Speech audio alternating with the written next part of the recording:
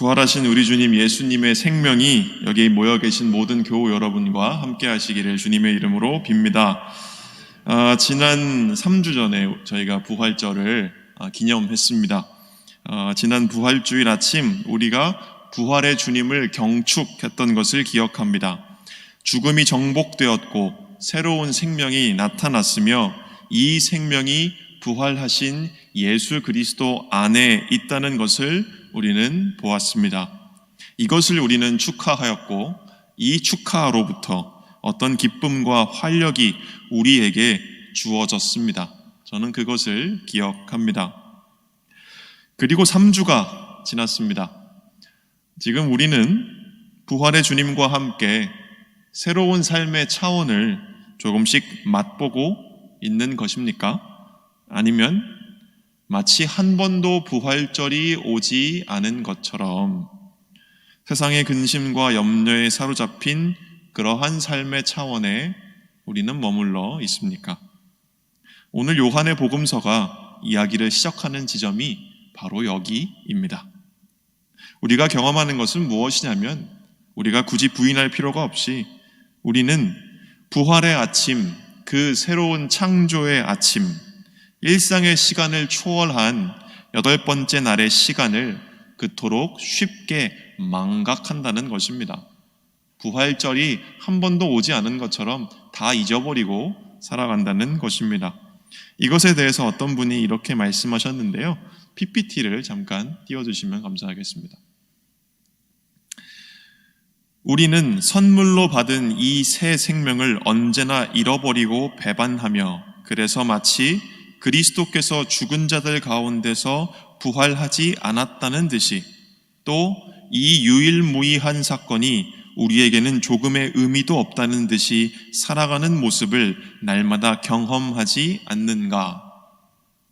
넘겨주십시오.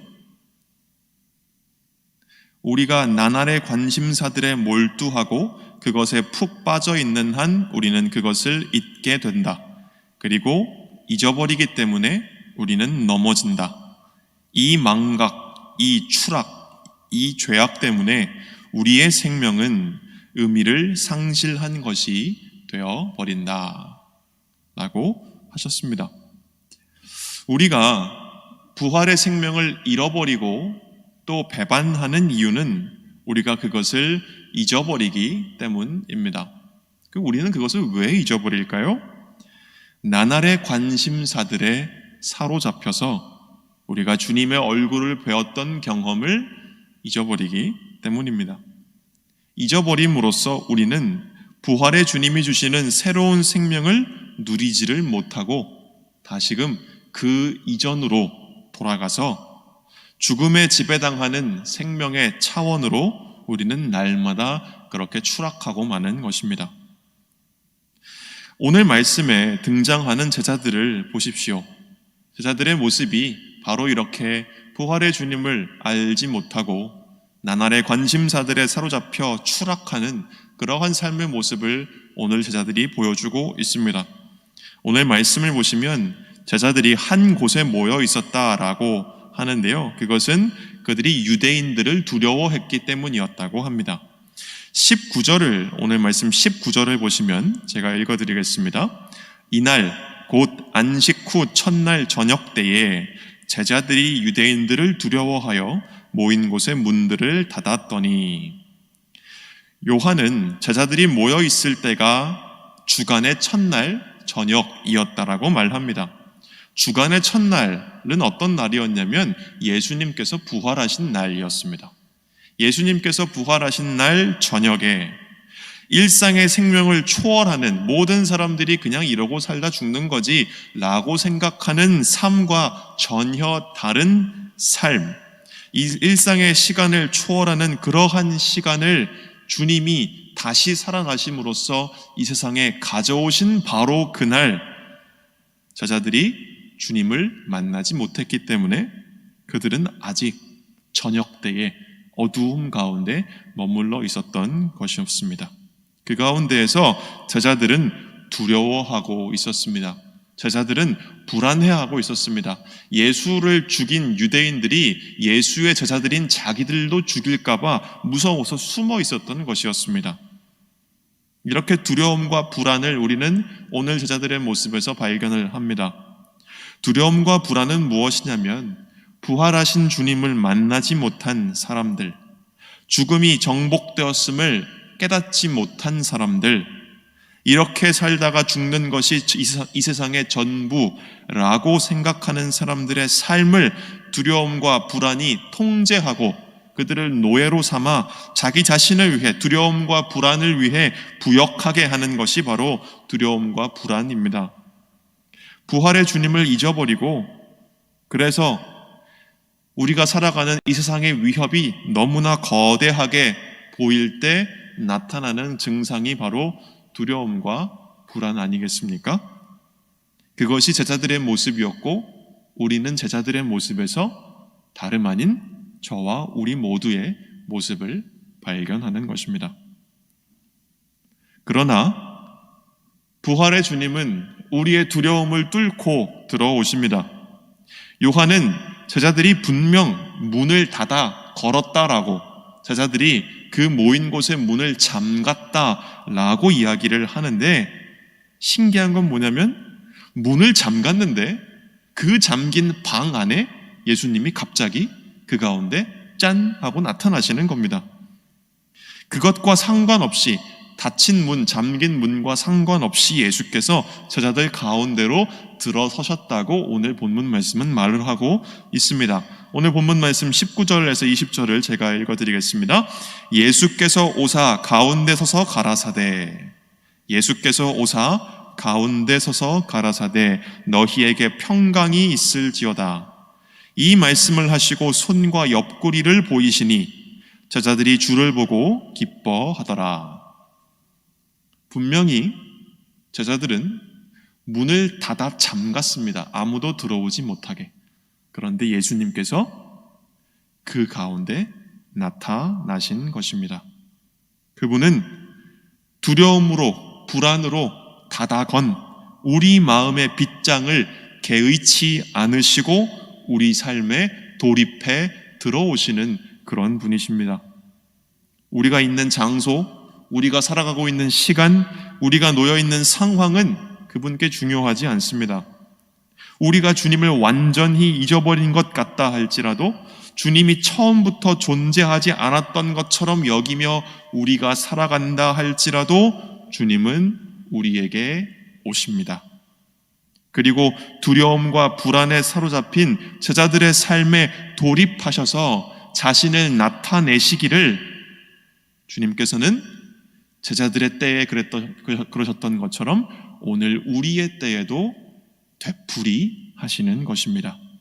주님께서는 반복해서 자신의 사람들에게 찾아오시고 반복해서 자신의 사람들에게 나타나시는 것입니다. 이것이 그리스도인들의 삶을 규정하는 근원적인 경험입니다. 이 경험을 통해서 부활하신 예수 그리스도를 나의 삶의 어느 순간에 만나는 그 순간을 통해서 우리는 두려움과 불안에 통제되는 삶에서 벗어나 새로운 삶을 살아가는 사람들로 태어나게 되는 것입니다. 문제는 그 자리에 없었던 사람들, 주님을 만나는 자리에 없었던 사람들, 이 사람들이 문제입니다. 그러한 사람들의 예로서 오늘 본문 말씀은 도마라고 하는 제자를 우리에게 보여주고 있습니다. 24절 처음에 보시면 이렇습니다. 12제자 중에 하나인 디두모라 하는 도마는 예수 오셨을 때에 함께 있지 아니한지라.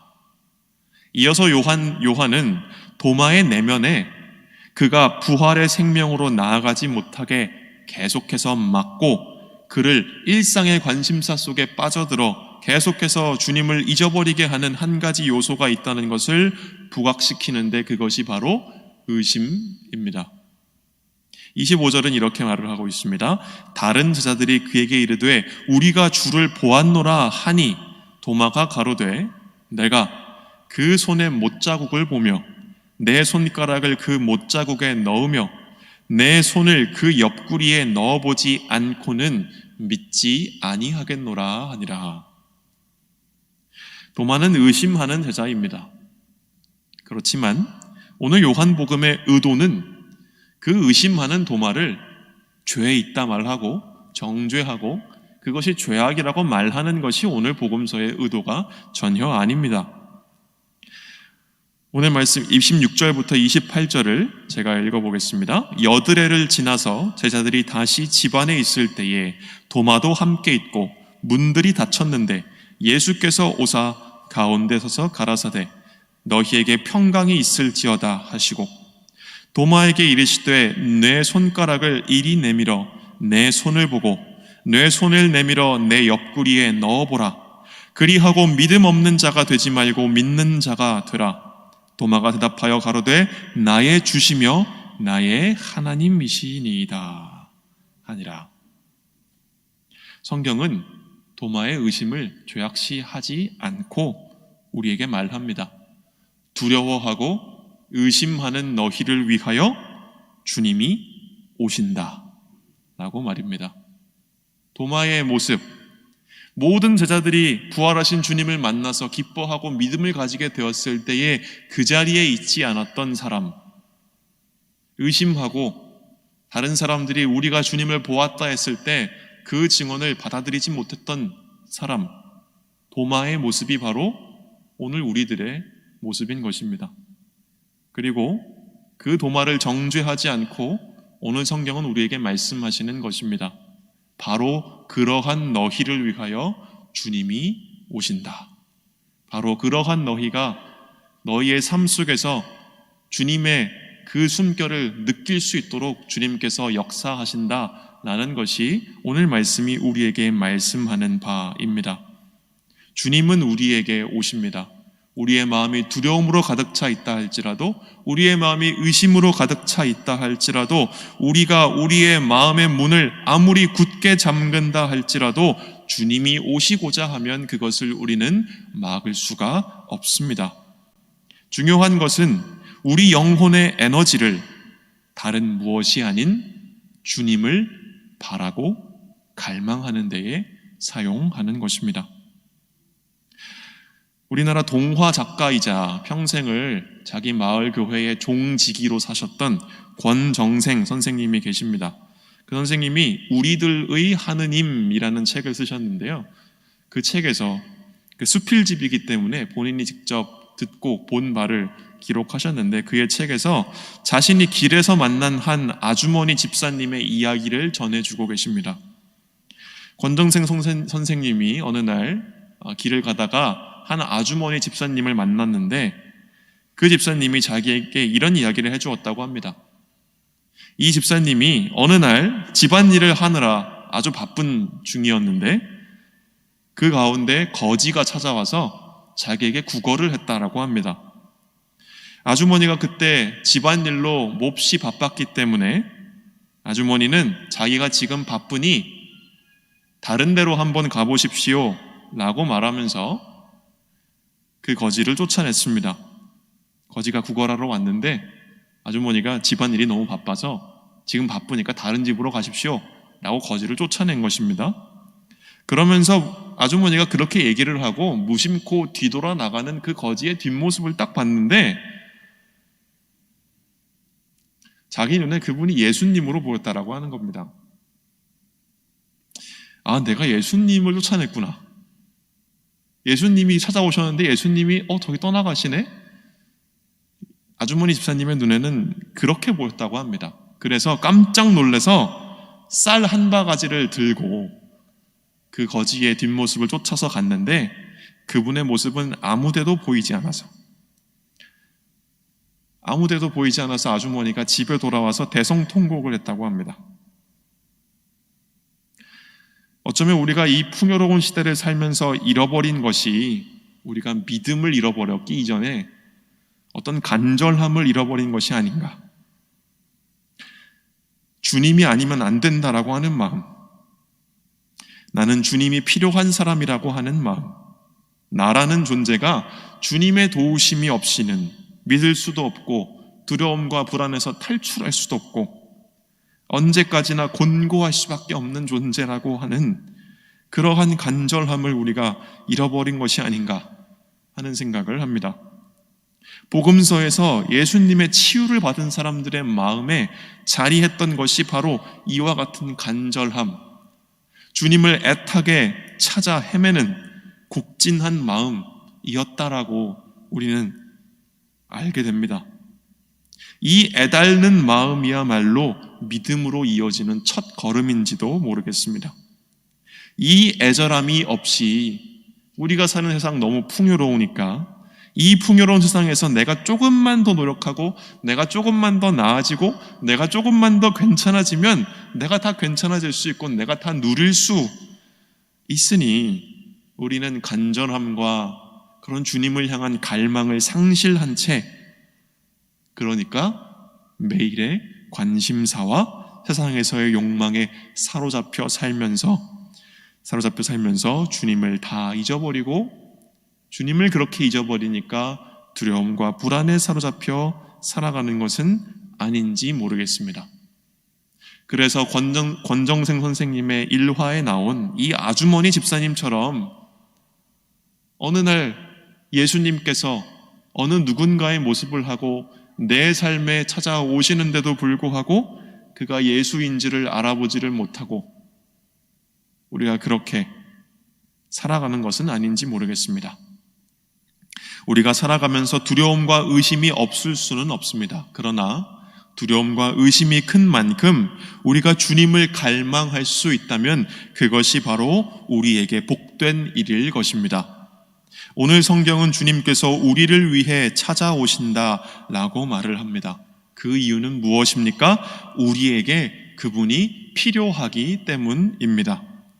부활의 주님이라고 하는 이 새로운 현실 안에 존재하는 새로운 생명을 누리기 위해서, 우리가 그것을 잊어버리지 않기 위해서, 우리가 그 생명을 더 이상 배반하지 않기 위해서 연약한 우리가, 두려워하고 불안해하고 의심하는 우리가 더 이상 두려워하지 않고 불안해하지 않고 의심하지 않고 주님을 따라, 이 말씀을 따라 살아갈 힘과 위로를 얻기 위해 주님을 필요로 하는 존재들이기 때문에 주님이 우리에게 오신다라고 하는 것입니다. 주님의 도움을 간절히 바라면서 마음에 손을 내미는 것, 그분께 내 마음을 열고 내 마음을 다 주님께 내어드리며 말하기를, 주님, 나의 마음을 열고 주님께 내 마음을 내어드립니다. 주님, 내게 와 주시옵소서. 내게는 주님이 필요합니다. 그때 내 눈을 여셔서 주님을 바라보게 하시고 주님을 믿게 하여 주시옵소서 라고 하는 이 간절한 외침, 이러한 갈망에 답하시듯이 주님은 우리에게 찾아오실 것입니다. 요한복음은 말하고 있습니다. 주님은 그분을 필요로 하는 자들에게, 두려워하여 문을 잠근 제자들에게, 의심하며 나아가지 못하는 도마와 같은 사람들에게 주님은 되풀이하여 반복해서 끊임없이 찾아오신다. 너희가 믿도록 하기 위하여 주님은 계속해서 자신을 나타내실 것이다. 주님을 바라보아라. 그리고 믿음 없는 자가 되지 말고 믿는 자가 되라. 이것이 오늘 말씀이 우리에게 말해주는 바입니다. 우리의 마음에는 두려움이 있습니다. 우리에게는 의심도 있습니다. 우리가 그 안에서 날마다 부활의 생명을 잊어버리고 매일의 관심사 속에 매몰되어 살아가고 있음을 우리는 고백합니다. 그러나 주님은 우리를 그 안에 홀로 두지 않으시고 우리를 찾아오십니다. 주님은 우리에게 나타나십니다. 삶의 낮은 차원으로 매일매일 추락하고 타락하는 우리를 부활의 생명으로 끌어올리시기 위해 우리가 그분의 얼굴을 간절히 구할 때 그분은 우리의 삶 속에서 우리를 찾아주실 것입니다. 우리의 믿음을 위해서 주님께서 우리의 삶 가운데 나타나실 것입니다. 그러니 나는 이제 끝났다라고 말하지 마시기를 빕니다. 그래, 내가 저 옛날에는 나도 참 뜨거웠었는데 말이야. 나 참 열정이 깊었는데 말이야. 내가 그때는 믿음이 참 좋았었는데 말이야. 내가 신실했었는데, 내가 참 경건했었는데 지금은 완전히 이렇게 팥뿌리가 돼서 여기 이렇게 있구나 라고 말씀하지 마시기를 바랍니다. 나의 현재를 합리화해서도 안 되지만 나의 현재에 낙담하며 체념하시지도 마시기를 바랍니다. 도리어 주님을 필요로 하십시오. 주님을 갈망하십시오. 주님을 바라고 주님을 원하십시오. 주님께서 그를 바라는 모든 이에게 계속해서 그때와 같이 오늘 여기서도 계속해서 우리를 찾아오십니다. 부활하신 주님을 바라보시고 그분을 믿으십시오. 우리가 그를 나의 주님으로 굳게 믿을 때에, 우리가 그분을 굳게 의지할 때에 그분을 향해 내 마음을 열고 그분께 나의 모든 것을 맡길 때에 우리가 그분을 나의 주님, 나의 하나님이라고 고백할 그때에 그분은 그의 안에 있는 부활의 생명을 우리에게 주시고 또 주실 것입니다. 이 믿음의 경험을 통하여 우리는 주님이 열어주시는 새로운 삶을 누리게 될 뿐 아니라 주님의 보내심을 받아 주님의 명령을 행할 수 있는 용기 또한 얻게 됩니다. 주님의 명령은 무엇입니까? 이 온 창조 세계를 속박하고 있는 죄의 중력을 끊는 일에 동참하는 것, 그리고 주님이 죽음을 이기시고 그분 안에서 온 세상에 새로운 생명을 주신다는 것을 선포하는 일 아니겠습니까? 고난당한 자의 아픔에 말없이 동참하고 다툼이 일어난다 해도 화해를 위해 애쓰고 불의에는 단호히 저항하며 욕망을 쫓아 바삐 행하지만 언제나 허무감에 젖어 한숨 쉬며 살아가는 우리의 형제와 자매들에게 그러한 생활의 굴레로부터 자유로운 삶을 부활의 주님 예수 그리스도께서 주신다는 것을 전하는 일 아니겠습니까? 오늘 말씀 22절과 23절은 이렇게 말을 합니다. 아버지께서 나를 보내신 것 같이 나도 너희를 보내노라. 이 말씀을 하시고 저희를 향하사 숨을 내쉬며 가라사대 성령을 받으라. 너희가 네 죄든지 사하면 사하여질 것이요 네 죄든지 그대로 두면 그대로 있으리라 하시니라. 무엇보다 하나님께서는 이 모든 일을 감당할 수 있도록 우리에게 성령을 불어 넣으십니다. 그러므로 더 이상 두려움과 불안과 의심은 우리의 것이 아닙니다. 부활의 주님을 믿으십시오. 그가 우리 안에 불어넣으신 성령께서 이끄시는 대로 따라가십시오. 두려워 마십시오. 주님께서 우리와 함께 하십니다. 그분과 함께 걸으며 그분 안에 있는 생명을 누리고 전파하시는 저와 여러분 우리 모두가 되기를 주님의 이름으로 빕니다. 마지막으로 인사하려고 하는데요. 그리스도교 전통에 아주 오래된 인사가 있습니다. 무슨 인사가 있냐면 그리스도께서 살아나셨습니다 라고 제가 이야기하면 여러분께서 참으로 살아나셨습니다 라고 대답하시는 겁니다. 무슨 말씀인지 아시겠죠? 제가 그리스도께서 살아나셨습니다 하면 여러분께서 참으로 살아나셨습니다. 이렇게 인사 한번 해보겠습니다. 그리스도께서 살아나셨습니다. 참으로 살아나셨습니다. 한 번 더 해보겠습니다. 그리스도께서 살아나셨습니다. 한 번 더 하겠습니다. 그리스도께서 살아나셨습니다. 살아나셨습니다. 아멘. 우리 함께 몇 가지 기도 제목 가지고 기도하겠습니다. 먼저 첫 번째 기도 제목으로 오늘 주신 말씀을 기억하며 기도해 주셨으면 좋겠습니다. 헛된 것들을 향한 욕심을 버리고 우리가 날마다 주님만을 필요로 하는 간절한 마음으로 살아가기를 기도해 주시고 그리하여서 부활의 주님 예수 그리스도를 믿는 믿음으로 우리가 용기를 가지고 희망을 가지고 이 죄와 싸우며 부활을 증언하는 그리스도인들 될 수 있기를 위하여 함께 기도하겠습니다.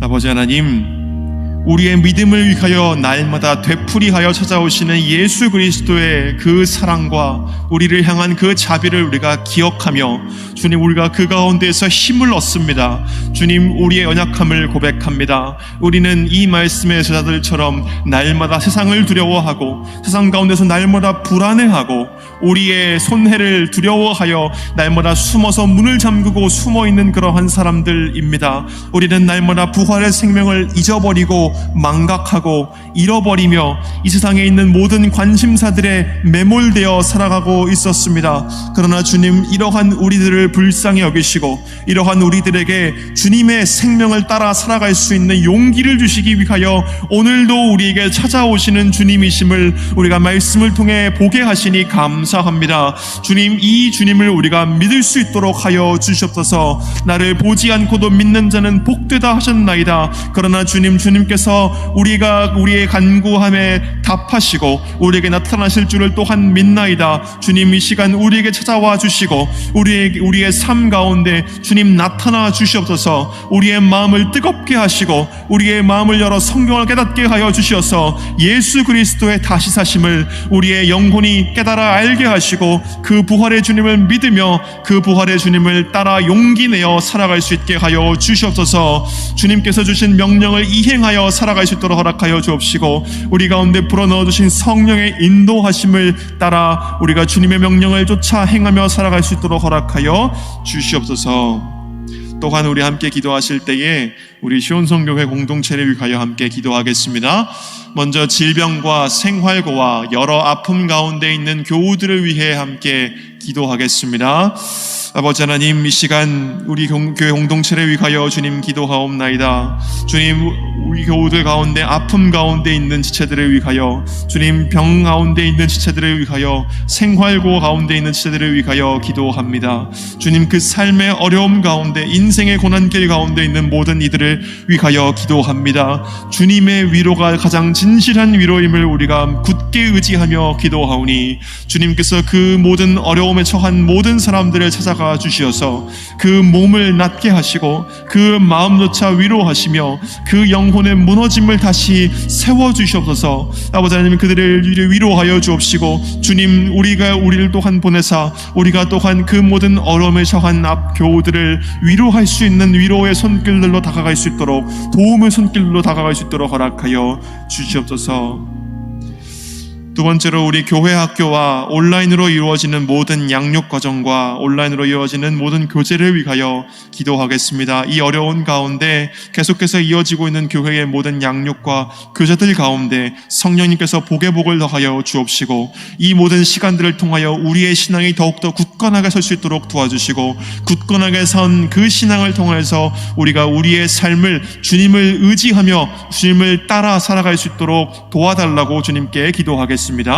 아버지 하나님, 이 시간 우리 교회 학교를 위하여 기도합니다. 또한 온라인으로 이루어지고 있는 모든 신앙교육과 양육의 과정들을 위하여 기도합니다. 온라인으로 이루어지고 있는 금요 골방 기도회를 위하여 기도합니다. 온라인으로 이루어지고 있는 구역 모임과 구역 공과와 구역의 모든 교제를 위하여 기도하옵나이다. 그 외에 비대면으로 온라인으로 또 이루어지고 있는, 또 부족한 가운데 대면으로 이루어지고 있는 모든 모임과 예배와 교육과 교제 가운데 주님, 그것을 모든 위하여 기도하옵나이다. 주님께서 이 모든 과정들을 들어 사용하여 주시옵소서. 이 모든 시간들에 주님 복의 복을 더하여 주옵시고 이 모든 시간에 주님 은총을 더하여 주셔서 이 모든 시간들을 통하여 우리의 신앙이 떨어지기는커녕 더욱더 굳건해지게 도와주시고 굳건한 그 신앙을 붙들고 주님을 의지하는 그 마음 가지고 우리의 험한 삶을 헤쳐나갈 수 있도록 허락하여 주옵시고 그 가운데서 주의 말씀을 쫓아 주의 명령을 온전히 행하며 살아갈 수 있도록 허락하여 주시옵소서. 우리 마지막으로 교회에 있는 모든 교역자들과 그 교회에 있는 모든 일꾼들을 위하여 우리 사랑하는 담임 목사님과 또 담임 목사님과 함께 교회를 섬기는 모든 목사님들과 전도사님들과 또 각 부서에서 각 부처에서 함께 교회를 섬기고 세워나가고 있는 모든 일꾼들을 위하여 이 모든 사람들에게 주의 성령의 능력을 허락해 주시기를 함께 기도하겠습니다. 아버지 하나님, 주의 성령께서 우리 가운데 충만하게 임하여 주시기를 주님 간절히 기도하옵나이다. 주여, 우리는 아무것도 할 수 없는 존재들임을 고백하며 주님, 우리의 지혜와 우리의 능력과 우리의 소유가 너무나도 부족하고 또 부족함을 주님 고백하며 오직 주님의 도우심과 오직 주님의 공급하심만을 의지하며 주님 기도하오니 주님, 우리 사랑하는 담임 목사님과 또 함께 섬기고 있는 모든 목사님들과 함께 부서를 섬기고 있는 모든 전도사님들과 함께 교회를 세워나가고 있는 모든 일꾼들에게 주의 성령의 능력을 더하여 주시옵소서. 성령의 지혜를 지혜를 허락하여 주시고 성령의 마음을 허락하여 주시고 성령의 능력을 허락하여 주셔서 이 교회가 주의 성령의 능력 가운데 온전하여지고 든든하게 세워지게 하여 주시옵소서. 주님, 우리는 부활의 아침과 부활의 저녁 모두를 기억합니다. 주님이 살아나신 그날 저녁에 주의 제자들은 두려워하였고 그 가운데 어떤 사람은 의심하고 있었음을 기억합니다. 이 사람들의 모습에서 오늘 우리의 모습을 봅니다. 주님께서 죽음을 정복하시고 다시 사셨음에도 우리는 두려워하였고 의심하였습니다. 일상의 관심사들에 파묻혀서 부활하신 주님이라고 하는 새로운 현실을 우리가 망각하였습니다. 그러나 주님께서는 우리가 두려워하고 의심할 때에 찾아오십니다. 오셔서 당신의 손과 옆구리를 우리에게 보여주십니다. 그리하여 우리로 확신케 하시고 우리를 부활하신 주님이라고 하는 확실한 토대 위에 새롭게 세워주십니다. 이 시간 우리가 너희에게 평화가 있기를 이라고 말씀하시는 주의 말씀을 듣습니다. 주님, 우리에게 평화를 주시옵소서. 또한 주님께서 말씀하시는 것을 듣습니다. 의심을 떨쳐버리고 믿음을 가져라 하셨으니 주님, 우리로 믿는 자들이 되게 하여 주시옵소서. 우리에게 성령을 불어넣으시고 세상으로 보내셨으니 우리가 성령의 인도를 따라 주님의 부활을 경축하는 가운데 주의 명령을 이행하며 주의 이름을 힘입어 이 세상을 사로잡고 있는 죄를 끊을 수 있도록 주여 도와주시옵소서. 다시 사신 예수 그리스도의 이름으로 기도하옵나이다. 아멘.